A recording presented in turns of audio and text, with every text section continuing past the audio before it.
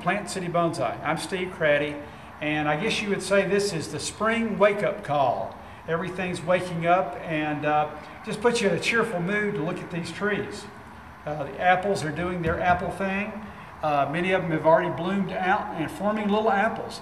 And these apples, with care during the summer, will actually hold on through Thanksgiving and Christmas. They're just awesome pieces to use. I love the twigginess and the contortion of the Japanese beech. This is a beautiful pre-bonsai. It's just crying out to have the finishing touches, and then it's ready for a bonsai pot.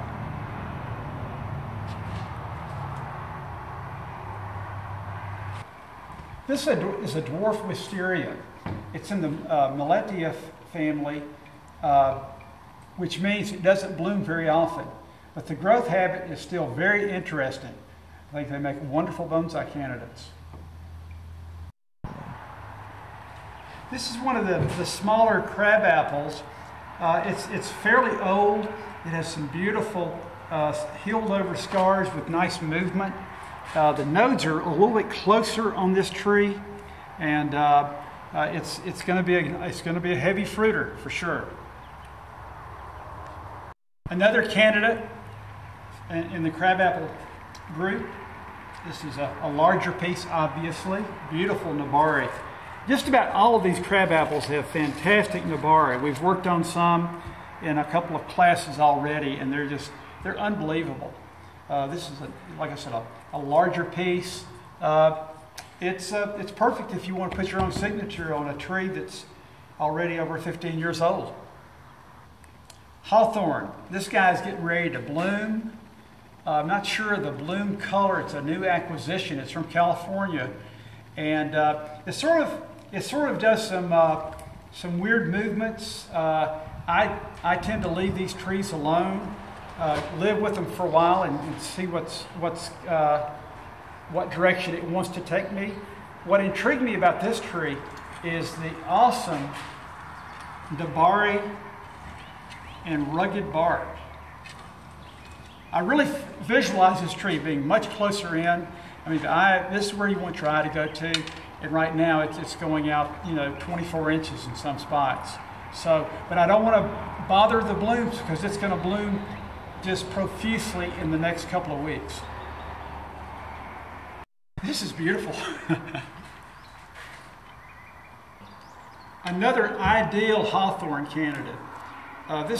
This tree really talks to me. It has, again, a wonderful nebari.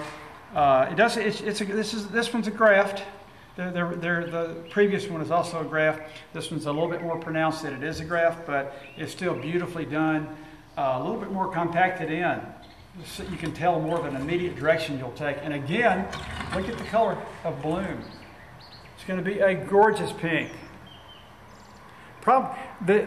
These two trees, this one and the previous one, are probably my most exciting flowering purchases or acquisitions from California.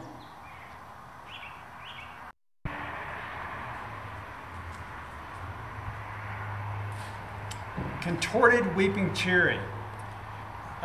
This one is over 15 years old, grows in a natural contorted habit, which that by itself is awesome.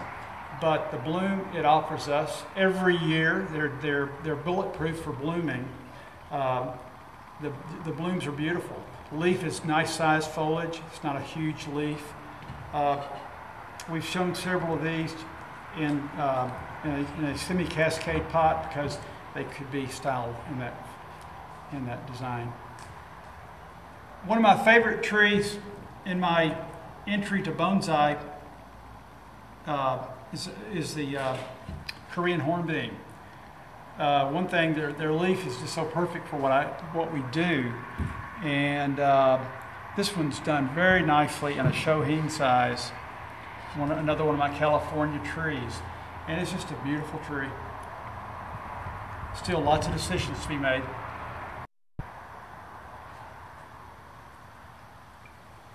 This is a Canomelese Texas Scarlett Quince. This is actually derived from a landscape plant habit. And we did this one. It's kind of like an exposed root style. It's pretty awesome. Exposed root is one of my favorite styles. These trees I have in a growing container, just the black bucket, and they're very inexpensive.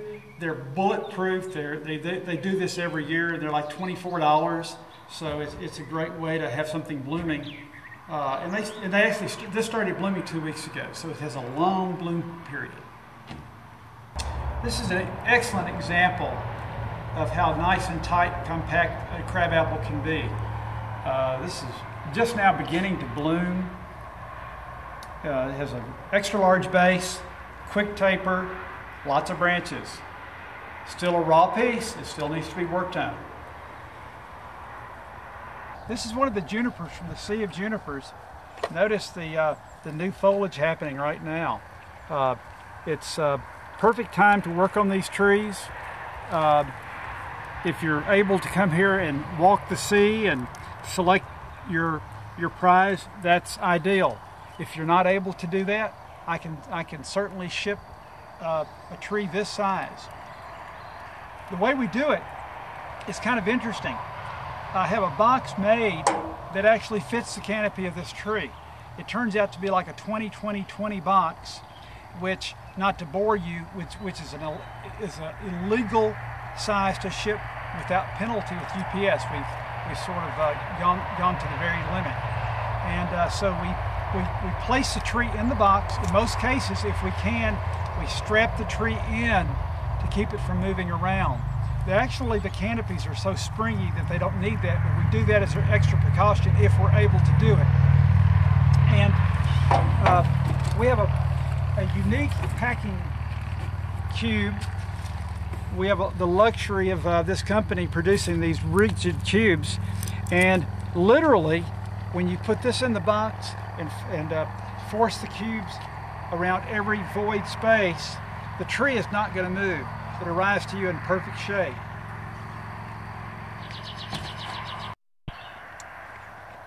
We can actually ship the blooming trees. It's best to ship them when they're tight budded. That way it arrives to you and you have all the blooms to enjoy.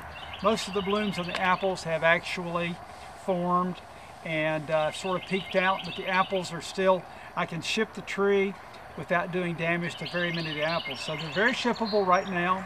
The window stays open for another month or so. I don't mind shipping small trees. This apple is very shippable. We have a 12 by 12 box that accommodates this. Unless you live on the other side of the earth, this tree ships very economically. It's also very, this is also very feasible to ship. Japanese black pine. As you can see, we can ship any size tree, even the smaller plants. Thank you for taking the time to view this video.